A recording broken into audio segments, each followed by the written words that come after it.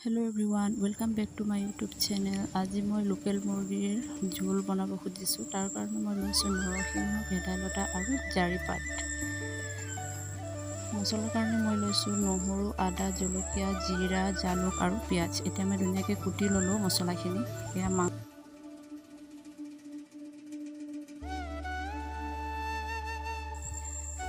এতিয়া জুইত কেৰাহীটো বহাই তেলটো গৰম হ'ব দি অলপ কেইটামান পাঁচফোৰণ দি পিঁয়াজ দি অলপ সময় ভাজি ল'ম।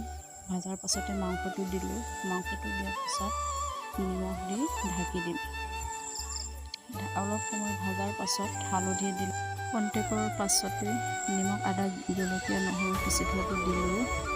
দি অলপ সময় ভাজি শাকখিনি দি দিলোঁ। শাকখিনি দি আকৌ অলপ সময় ভাজিলোঁ।